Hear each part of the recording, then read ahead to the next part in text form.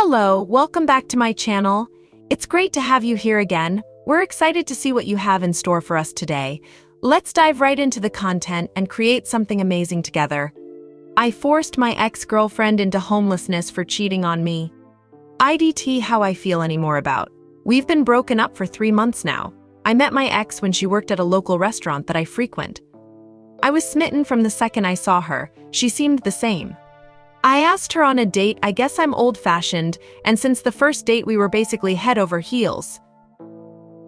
We moved rather fast. She moved in 6 months after we met. We never fought, never a single bad memory. Then she started becoming too close to a male friend, to the point I wanted to hurt this dude. We would fight over this friend.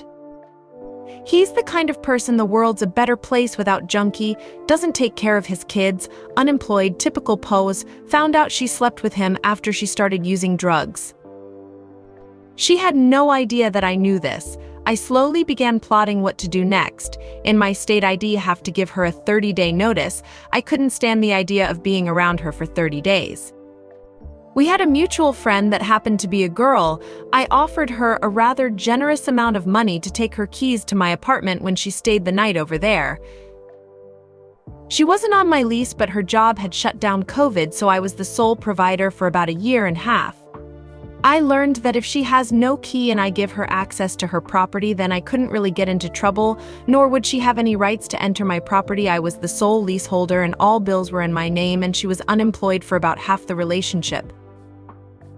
Long story short, I shut her phone off, put all her shit in my patio storage unit, and went and retrieved my keys as well as the vehicle that I was letting her use. I left her with nothing. I was so angry. I truly wanted to see her suffer the way I did. Well, my family now hates my guts, can't blame them. Friends say I'm a sociopath. Her family is strung out on drugs and live out of motels, so they can't help her. The straw that broke the camel's back is when my mom and dad saw her holding a sign near a seedy motel asking for money. She clearly has become strung out on drugs and is sleeping on the streets. I wish I could feel nothing about this, but it's eating at my conscience every day. I can't get the idea out of my head that I could sink to such low levels and destroy the life of someone I was with for 2 years. I couldn't fix it now if I wanted to. I constantly worry about her, and even though she hurt me, I still love her. I wish I could have done things differently, helped her become self-sufficient. I want to help her, but I feel like if I help someone who fucked me over, I'm less than a man. Hopefully I can get over this sooner than later. Now, for the next story. I broke my mom's heart, and now she's homeless. A couple of months ago, I made a post about me being excluded from my mom's wedding due to her boyfriend. I'm glad to say the wedding never happened, and it's because of my own mother's animosity towards me. I got a therapist that suggested I should still keep some contact with my mom to see how things go before I open myself up emotionally again. They also suggested journaling all my emotions to keep track of how I was feeling each time I spoke with her.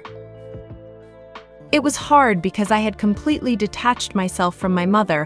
All the love I had for her was no longer there. I even refused to call her any variation of the word mom and used her first name, Anna.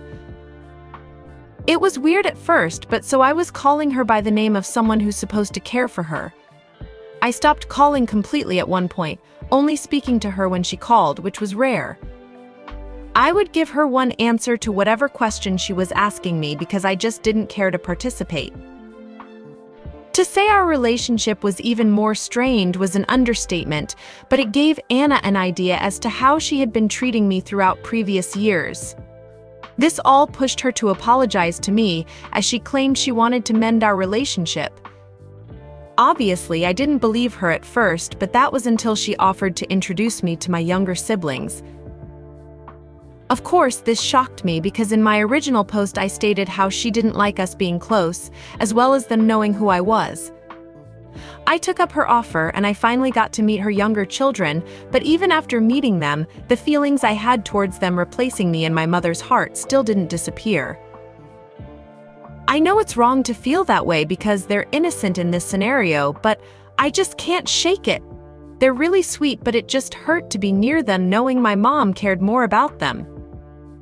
though I'm not proud of what I did because of them. As I said, I've completely stopped calling Anna Mom and only refer to her by her first name. I guess all the time I've been with her kids, they've also picked up the habit of calling her Anna. As many times as she corrected them, they still won't stop calling her Anna and would ask me to talk to them or start calling her Mom around them. I refused. I even went as far as to tell her that I'll call her whatever title fits her and that's her name, as Mom no longer means anything to me. I guess she got the hint that the relationship we once barely had was no longer there because she started crying. I felt bad, but I decided to leave because I didn't feel like apologizing for what I said to her. A week had passed after that happened, and I didn't hear from her. I assumed we were done and I didn't have to put any more half-assed energy into the relationship. That was until Anna called me crying, begging me to come over. I did so reluctantly because I wanted to cut all contact I had with her, as my dad planned to move and wanted me to clear out all my things from her house. When I got there, Anna was still crying as her fiancé was reading stuff off to her. He had taken pictures of my journal and all the things I've written over the past couple of months and was reading off every bad thing I've said about Anna. I felt violated but mostly robbed of being able to unload all the pent-up emotions I've held over the years onto Anna. I don't want to go into detail about all that happened that night, but Anna's boyfriend ended up apologizing to me. He said he had no idea of what Anna had been doing and was only acting that way towards me because of this false narrative she had built up about me. He said he couldn't believe a child could have so much anger towards one person, and he didn't want her around his kids, fearing she would do the same to them. I'm assuming Anna was kicked out that same night because she wasn't there when I went over to get my things, and she sent me a short text basically saying she loves me and meant no harm, but in that same text she said she wished I would just forgive her already. I sent her a text asking how sleeping outside was. Thanks for watching. We genuinely appreciate your time and support. Remember to hit the like button and subscribe to our channel for more thrilling content. We eagerly look forward to having you join us again in our upcoming videos.